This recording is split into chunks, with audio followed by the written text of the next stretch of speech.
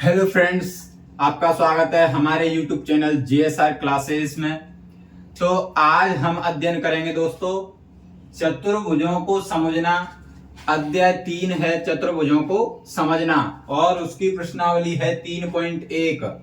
हमने प्रश्नावली 1 और 2 को अध्ययन कर लिया है। वो आप हमारे YouTube चैनल की प्लेलिस्ट में जाकर के उन वीडियो को आप देख सकते हो, अध्ययन कर सकते हो। आज हम स्टार्ट कर रहे हैं तो चतुर्भुजों को समझना प्रश्नावली 3.1। लेकिन इसको शुरू करने से पहले कुछ बातें हैं जो हमें जान लेनी चाहिए, जो नॉर्मल बातें हैं। तो पहला क्या है दोस्तों? पहला है बहुभुज। बहुभुज किसे कहते हैं?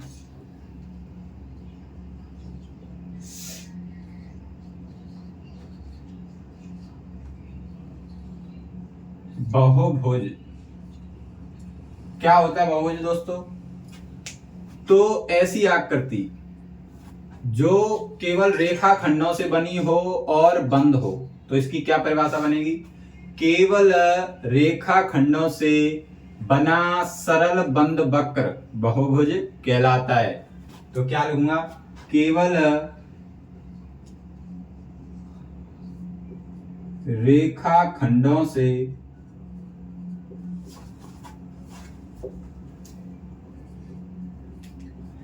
बना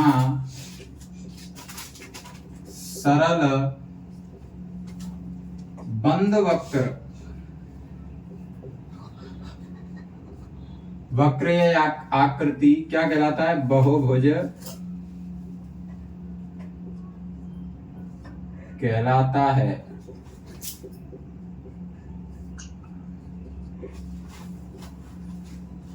जैसे बता देता हूं दोस्तों मैं आपको, जैसे या एग्जाम्पल या उदाहरण, जैसे में हमें क्या देखना है? केवल रेखा खंडों से बना, केवल रेखा खंड होने चाहिए। तो देखो रेखा खंड आप जानते हो, रेखा का छोटा सा भाग रेखा खंड कहलाता है। तो रेखा खंडों से जैसे मैं बना देता हूं त्रिभुज, और ये बंद है। देखो केवल रेखा खंडों से, तो रेखाएं ये 1 2 3 रेखा खंड है और उनसे बना सरल बंद वक्र है। तो ये भी क्या है? एक बहुभुज है। और देख लो जैसे कि वर्ग होता है, ये भी क्या है? सरल बंद वक्र। और जैसे आयत है, ये भी क्या है? सरल बंद वक्र। और भी हो सकते हैं आदि। तो दोस्तों सरल बहुभुज किसे कहेंगे? केवल रेखा खंडों से बना सरल बंद वक्र बहुभुज कहलाता है। जैसे कि ये त्रिभुज है, ये इसमें रेखा खंडों से बना है, बंद है, वर्ग है, आयत है, और भी आकृतियां हो सकती हैं। इसके बाद आता है हमारा उत्तल बहुभुज। उत्तल बहुभुज किसे कहते हैं? उत्तल बहुभुज। उत्तल बहुभुज क्या होता है? तो उत्तल बहुभुज क्या होता है दोस्तों? तो उत्तल बहुभुज वे बहुभुज होते हैं या वो आकृति होती है जिसमें एक भी विकर्ण बहिर्भाग में नहीं बनता है, उसे उत्तल बहुभुज कहते हैं। तो इसमें क्या लिख सकता हूं मैं? वह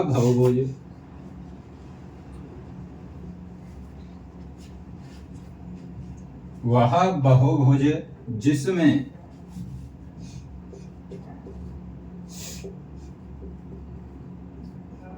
एक भी विकर्ण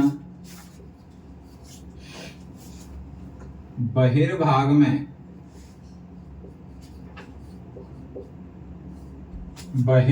में नहीं बनता है,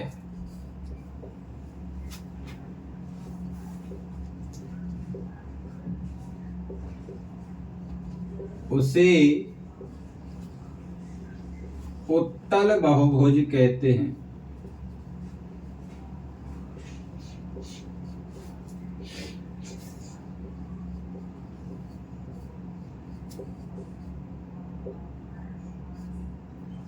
इसकी एक और परिभाषा हो सकती है दोस्तों, ऐसा बहुभुज जिसमें एक भी कोण बहिर्भाग में नहीं बनता है, वो भी इसकी परिभाषा हो सकती है। तो ऐस वह बहुभुज जिसमें एक भी विकर्ण बहिर्भाग में नहीं होता है उसे उत्तल बहुभुज कहते हैं। ऐसे या लगा के एक और परिभाषा लिखूं मैं, या ऐसा बहुभुज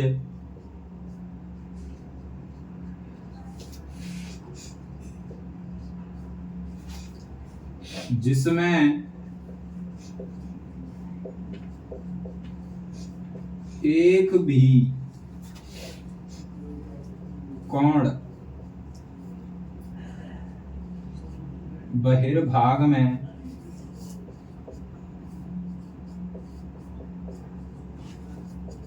नहीं बनता है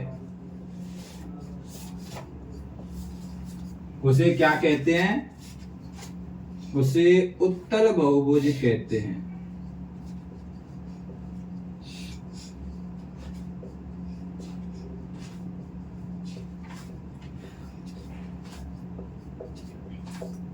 दोस्तों पहले आप इतना नोट कर लें, उसके बाद नोट करने के बाद मैं आपको उत्तल बहुभुज के कुछ उदाहरण दूंगा, बहुभुज बताऊंगा कौन से उत्तल बहुभुज होते हैं। पहले आप इतना नोट करें।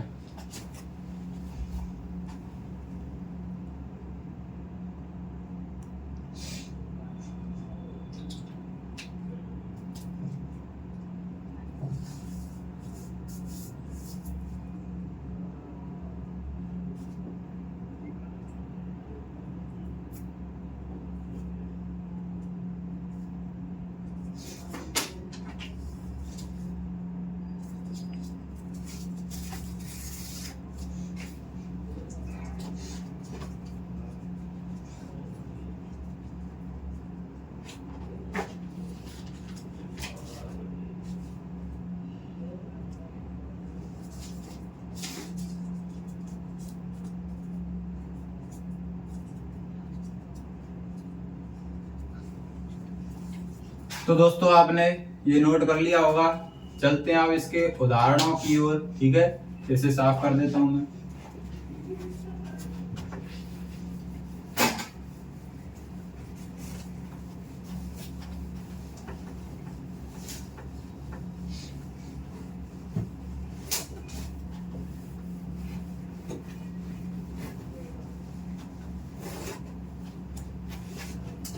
उत्तल बहुभुज के उदाहरण, ठीक है, मैं यहां लिख देता हूं।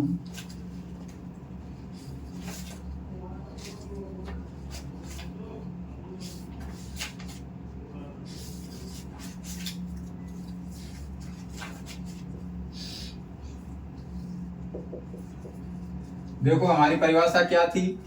ऐसा कोण जिसमें ऐसा बहुभुज जिसमें एक भी विकर्ण बहिर्भाग में नहीं बनता है उसे उत्तल बहुभुज कहते हैं। जैसे कि मैं कोई भी आकृति लूं, जैसे हमने लिया वर्ग, क्या वर्ग, तो देखो इसमें विकर्ण क्या होता है?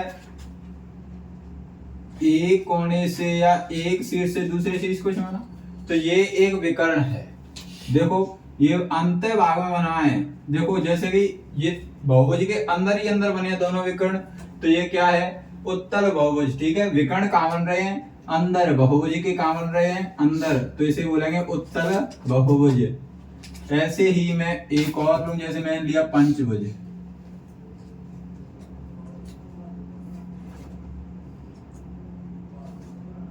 ये लिया मैंने, ठीक है, तो इसमें भी विकर्ण कहां बनेंगे? कहां बनेंगे दोस्तों? बाहर भाग में नहीं बनेंगे, अंतर भाग में बनेंगे। देखो जैसे इससे हमें विकर्ण बनाए 1 2, ठीक है, इससे भी यहां बनेगा 1 और 2। ऐसे ही सारे कोणों से अंतर भाग में ही विकर्ण बनेंगे, इसीलिए ये भी क्या है? एक उत्तल बहुभुज है। ठीक है, और जैसे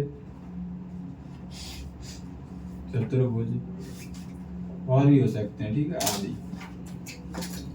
और दोस्तों उत्तल बहुभुज के बाद आता है हमारा क्या? अवतल बहुभुज।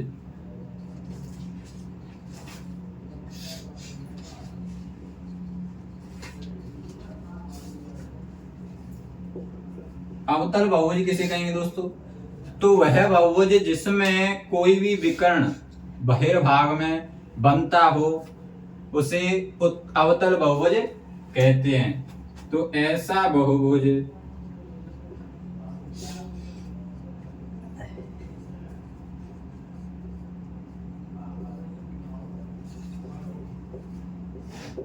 जिसमें विकर्ण बहिर्भाग में बनता हो,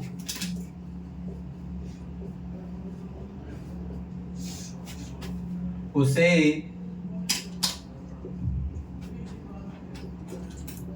अवतल बहुभुज कहेंगे।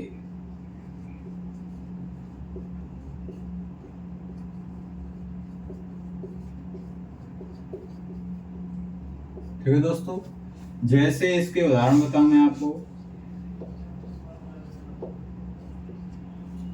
जैसे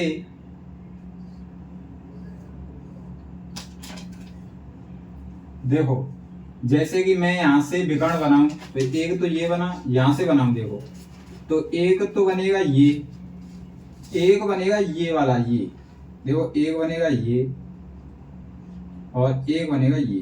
बनेगा या नहीं? बनेगा। तो ये देखो बहिर्भाग में बनेगा एक, यानी कि एक शीर्ष को दूसरे शीर्ष से छिपाएंगे या मिलाएंगे तो ये बहिर्भाग में बनेगा, यानी कि बाहर बनेगा। इस बहुभुज से कहां बनेगा? बाहर। तो यह कैसा हो जाएगा? कैसा हो जाएगा दोस्तों? अवतल बहुभुज। और जैसे मैं आपको बताऊं,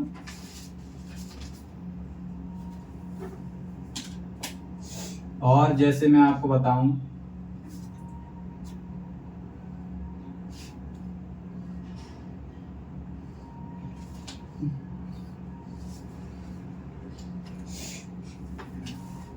ये भी एक बहुभुज है। बहुभुज है तो इसमें भी ये कहां बनेगा? एक बाहर बनेगा दोनों में। तो इसलिए ये भी एक क्या है? अवतल बहुभुज है। और भी हो सकते हैं, ठीक है, आदि। तो आप इन दोनों को भी नोट डाउन कर लें, ठीक है, करो।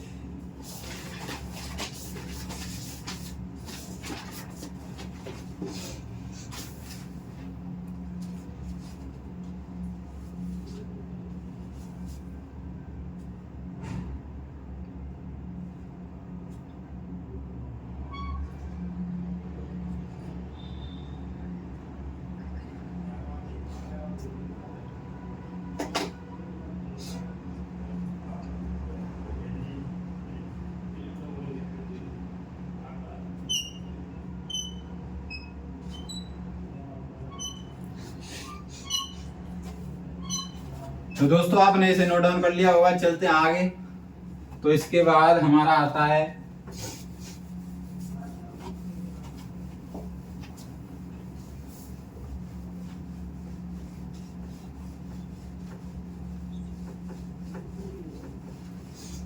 क्या? आता है समबाहुभुज। क्या? समबाहुभुज।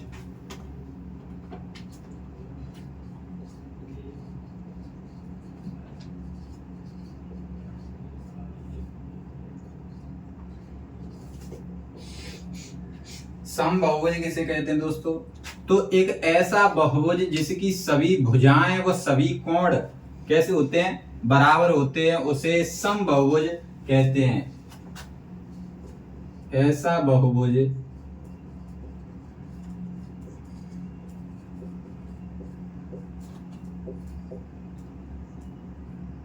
जिसकी सभी भुजाएं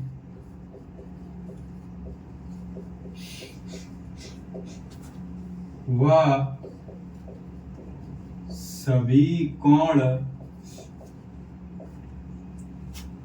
समान या बराबर होते हैं, उसे समबाहुभुज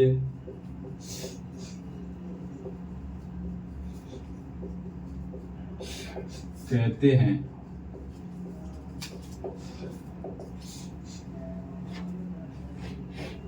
तो समबाहुभुज किसे कहेंगे? ऐसा बहुभुज जिसकी सभी भुजाएं और सभी कोण समान होते हैं, उसे समबाहुभुज कहेंगे।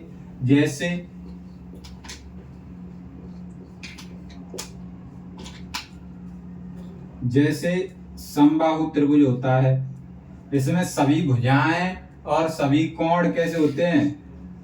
बराबर होते हैं। तो इसीलिए ये कैसा है? ये कैसा है दोस्तों? समबाहुभुज है। जैसे कि हमारा होता है वर्ग, क्या वर्ग। तो इसकी सभी भुजाएं और सभी कोण कैसे होते हैं, बराबर होते हैं। तो ये भी कैसा एक समबाहुभुज होता है दोस्तों। जैसे कि मैं और लूं,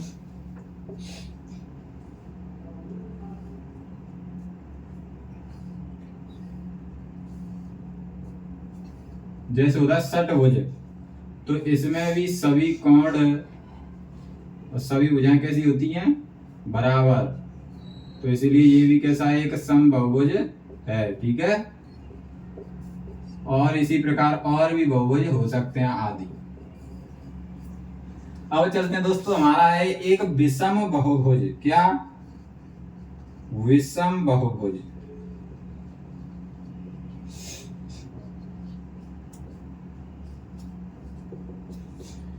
तो समबाहुभुज था ऐसा बहुभुज जिसकी सभी भुजाएं व सभी कोण समान होते हैं, उसे समबाहुभुज कहते हैं। लेकिन विषम बहुभुज में ऐसा हो जरूरी नहीं है।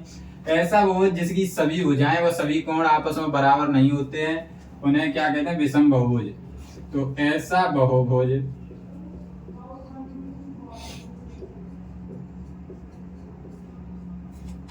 जिसकी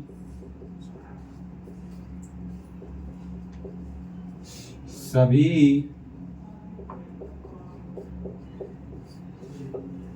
भुजाएं व सभी कोण समान नहीं होते हैं,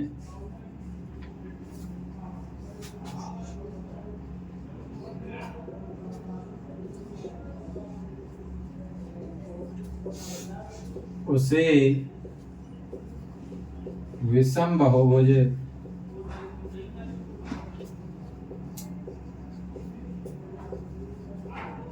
कहते हैं। उसे क्या कहते हैं दोस्तों, विषम बहुभुज। जैसे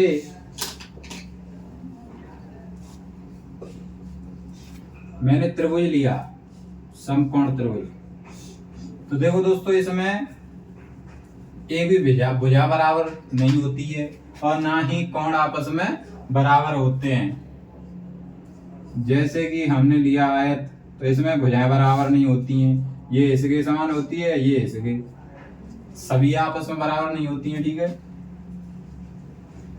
कोण बराबर होते हैं, लेकिन होना क्या चाहिए, जब समबाहुभुज होगा जब होगा जब सभी भुजाएं और सभी कोण बराबर हों। ठीक है, तो इसलिए ये क्या है, एक विषम बहुभुज। और भी हो सकते हैं, ठीक है, आदि। आप इतना नोट कर लें और चलते हैं अपनी प्रश्नावली 3.1 के पहले प्रश्न पर। ठीक है, चलिए उतार रहे थे।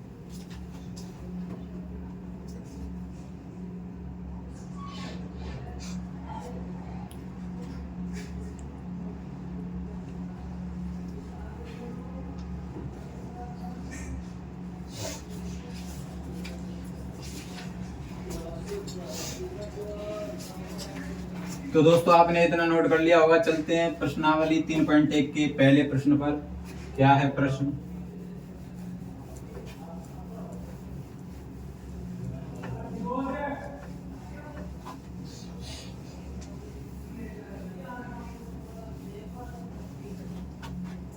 प्रश्न क्या है दोस्तों, यहां पर कुछ आकृति दी गई हैं। पहला है, यहाँ पर कुछ आकृति दी गई है। दोस्तों आप अपने गणित में देख सकते हो, मैं भी यहाँ बना के आपको बता रहा हूं। जैसे पहली आकृति है आपकी,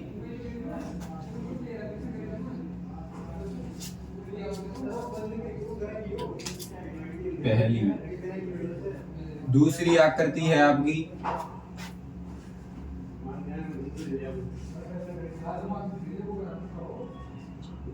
दूसरी आकृति, तीसरी है,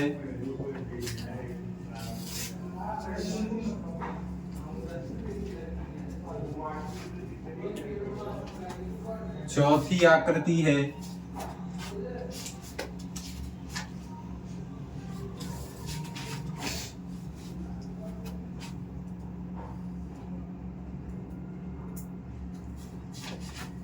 आप अपने गणित में देख सकते हो दोस्तों।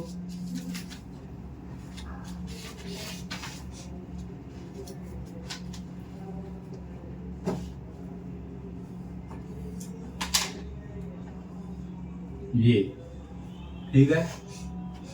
और पांचवी आकृति क्या है दोस्तों? पांचवी आकृति है आपकी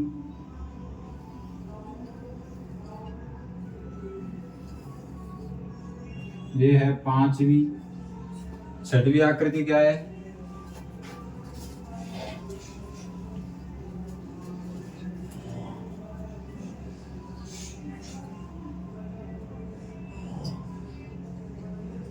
ये है आपकी छठवीं आकृति।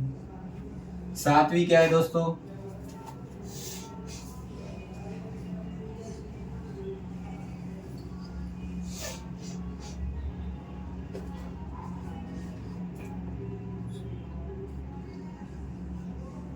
ये है आपकी सातवीं आकृति।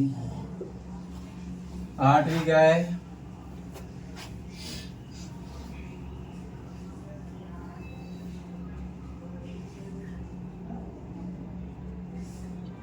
आठवीं है ये।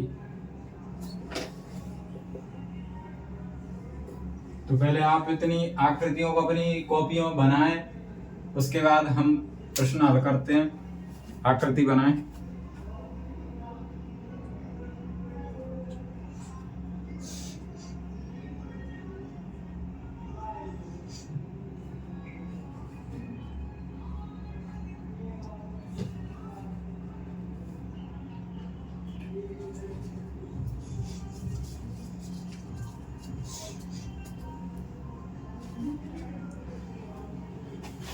तो आपने बना लिया होगा।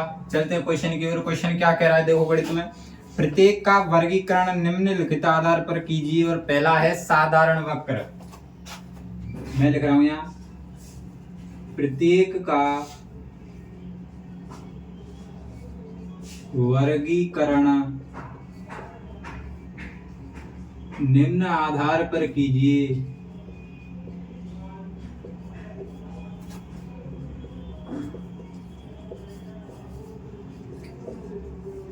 पहला है साधारण वक्र।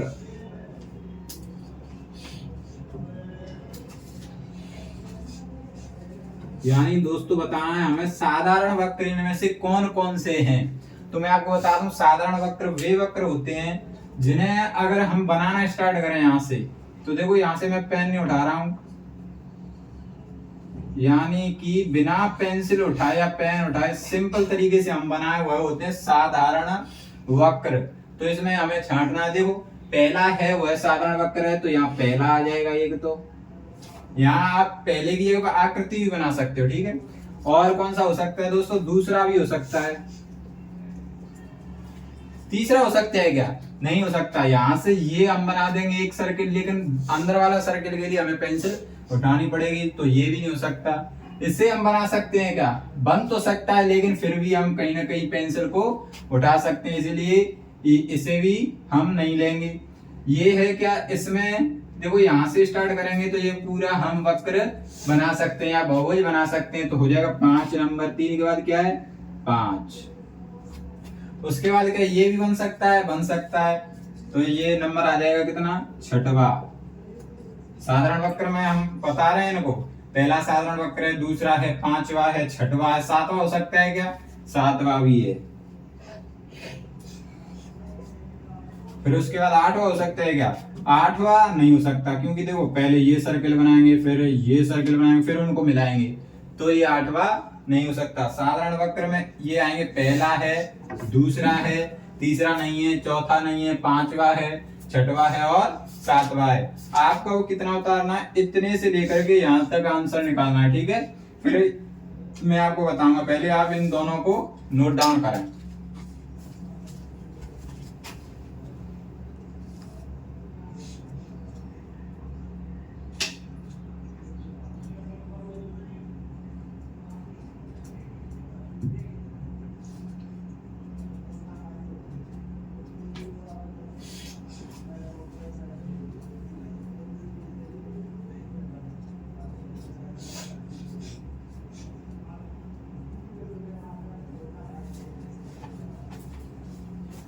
तो आपने इतना लिख लिया होगा। अब मैं इसके बाद बताता हूँ आपको। ये ए है दोस्तों, क्या है ये? ए, सही कर लेना। अब है हमारा बी नंबर। क्या है? B number. बी नंबर क्या बोल रहा है देखो, बी नंबर है हमारा साधारण बंद वक्र बताने। अब इनमें कौन से बताने? साधारण बंद वक्र। साधारण बंद वक्र कौन कौन से हैं दोस्तों, बताओ। तो देखो, हमने जो भी अभी यहां पर साधारण वक्र देखे थे वही बंद भी थे। उनमें कोई सा खुला था क्या? देखो, ये खुल रहा है कहीं से? नहीं है। ये भी नहीं खुल रहा, ये तो है ही नहीं साधारण वक्र। ये भी नहीं है। ये भी कहीं से खुल रहा है? नहीं खुल रहा। ये भी खुल रहा है? नहीं। ये भी खुल रहा है? नहीं। ये साधारण वक्र है नहीं। तो अब थोड़ी देर पहले जो साधारण वक्र में मैंने आंसर लिखे थे वही सेम टू सेम साधारण बंद वक्र में भी आएंगे। कौन कौन से? पहला, दूसरा और तीसरा नहीं, चौथा नहीं है, पांचवा और छठवा, सातवां।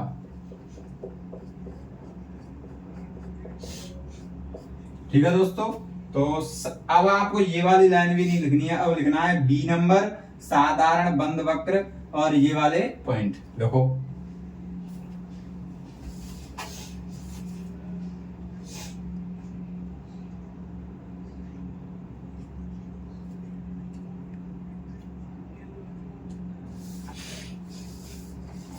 तो आपने लिख लिया होगा। चलते हैं सी नंबर पे। सी क्या कह रहा है दोस्तों? सी कह रहा है हमारा, अब इनमें बताने बहुभुज। क्या बताने हैं? बहुभुज।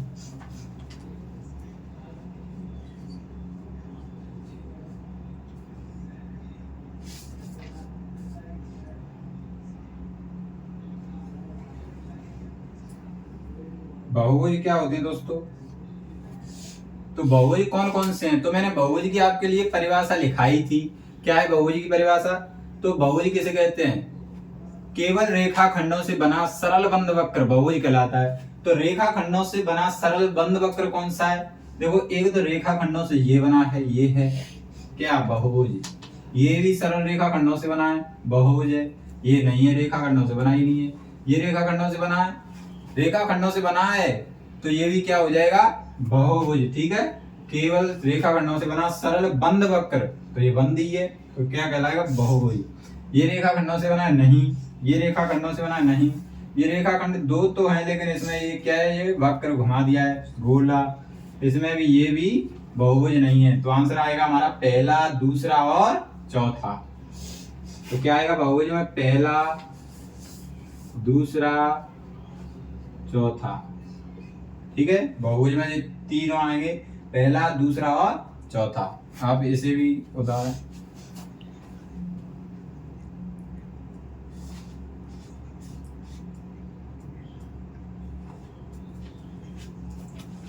तो आपने लिख लिया होगा बहुभुज 1, 2 और 4। अब चलते हैं क्वेश्चन नंबर डी।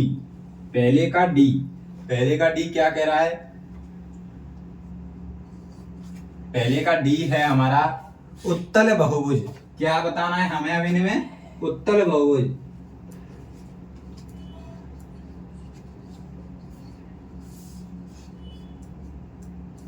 उत्तल बहुभुज किसे कहेंगे दोस्तों?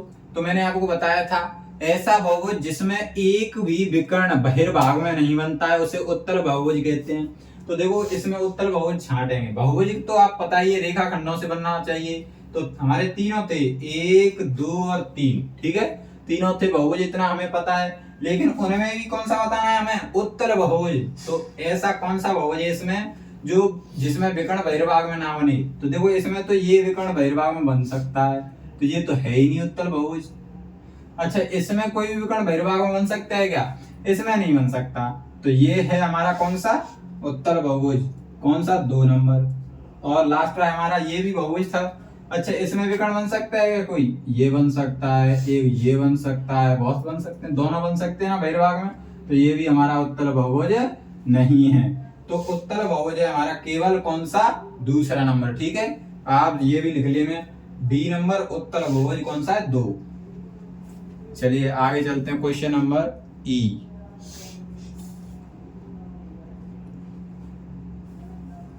तो डी नंबर लिख लिया उत्तल बहुभुज। अब क्वेश्चन नंबर ई है, ई नंबर ई है अवतल बहुभुज। क्या?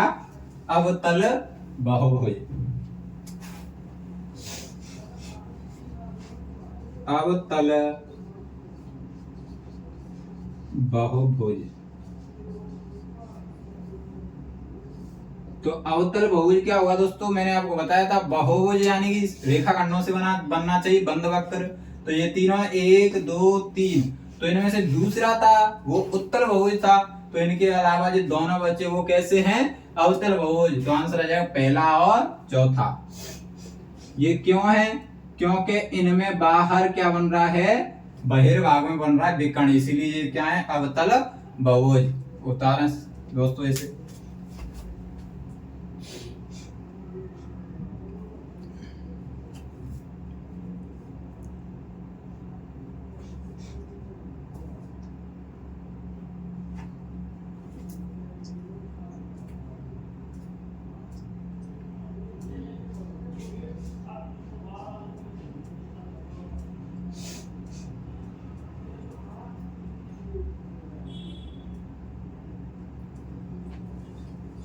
तो हमारा पहला क्वेश्चन दोस्तों हमने हल कर लिया। पहले क्वेश्चन में भाग थे 5, ABCDE, ठीक है, वे इन वक्रों के आधार पर थे। ठीक है, अब चलते हैं क्वेश्चन नंबर 2 की ओर।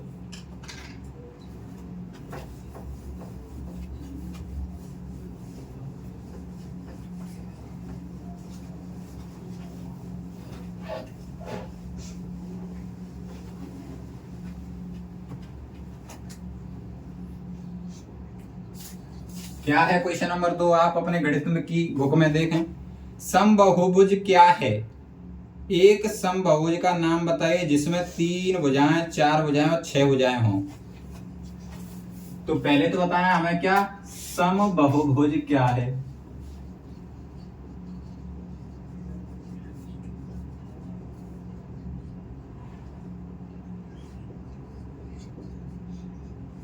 और क्या बताना है?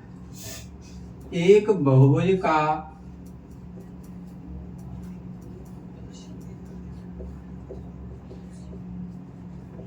नाम बताइए जिसमें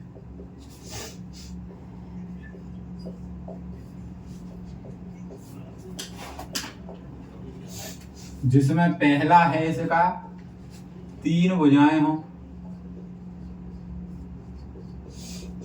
और दूसरा क्या है? 4 भुजाएं हों, तीसरा क्या है? 6 भुजाएं हों।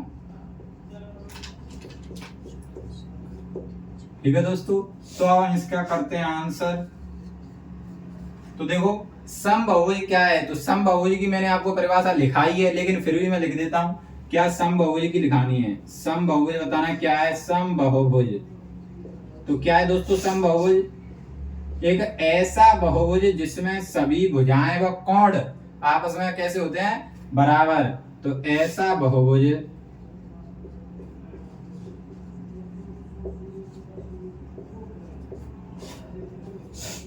जिसमें सभी भुजाएं व सभी कोण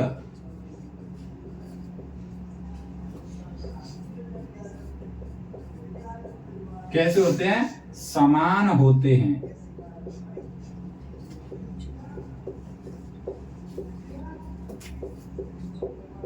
उसे समबाहुभुज कहते हैं।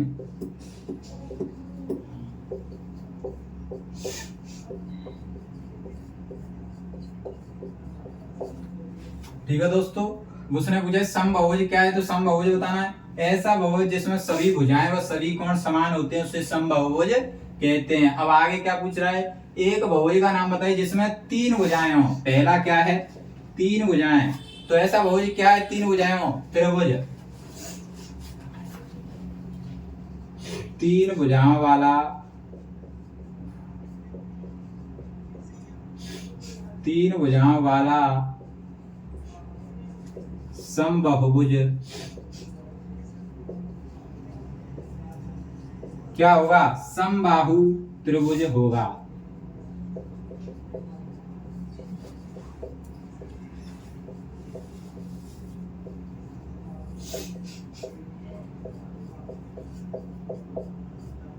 क्या होगा? समबाहु त्रिभुज होगा। ठीक है, तीन भुजाओं वाला समबाहुभुज क्या होगा? समबाहु त्रिभुज। मैं आपको चित्र भी बना के बता देता हूं। मैंने आपको जब समबाहुभुज बताया था, जब बताया था, लेकिन फिर भी आप देखो, ये सभी होते हैं, ये कितने डिग्री के होते हैं? 60-60 डिग्री के। और ये आपस में भुजाएं कैसी होती हैं? सभी समान। तो ये कैसा है? तीन भुजाओं वाला बहुभुज क्या होगा? समबाहुभुज, समबाहु त्रिभुज। तो पहले का आंसर है समबाहु त्रिभुज। ऐसे ही बताना चौथा, यानी कि दूसरा क्वेश्चन, चार भुजाएं। तो पहले आप इतना नोट डाउन कर लें, उसके बाद दूसरा और तीसरा क्वेश्चन हल करते हैं। ठीक है,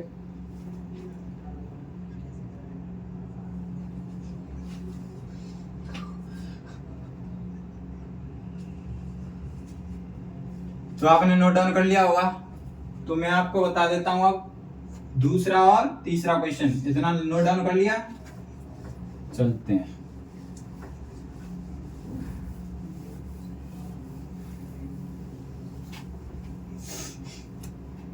अब है हमारा दूसरा आंसर, क्या? 2 नंबर।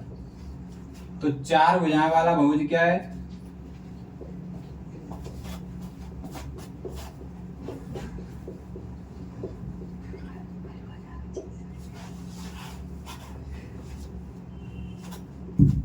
बहुभुज क्या होगा?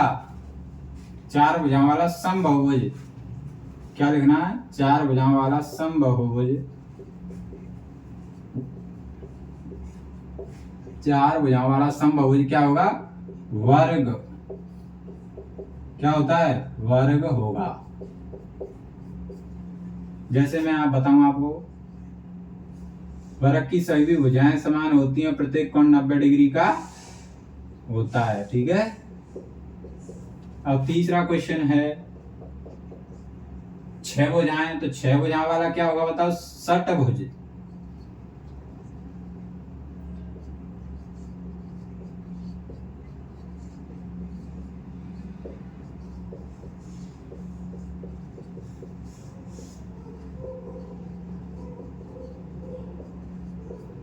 छह भुजाओं वाला समबाहुभुज षटभुज होगा। समषटभुज भी बोल सकते हैं।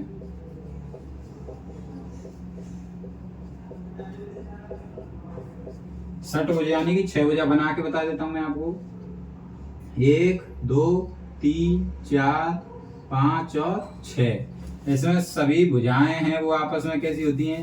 बराबर। और प्रत्येक कोण कैसा होता है? समान।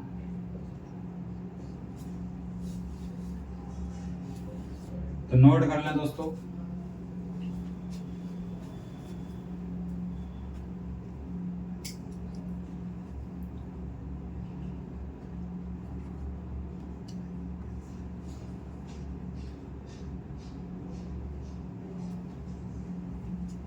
तो आपने नोट कर लिया होगा। तो मैं आपको बताऊं समबाहुभुज क्या है।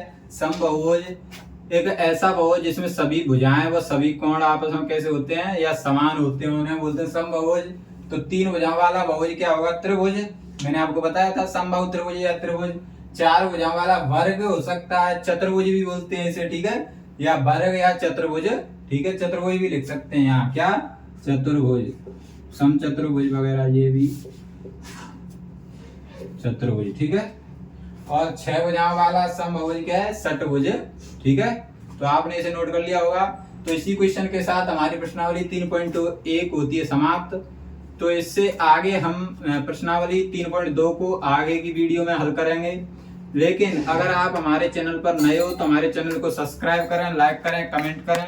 धन्यवाद दोस्तों, मिलते हैं अगली वीडियो में। Thank you.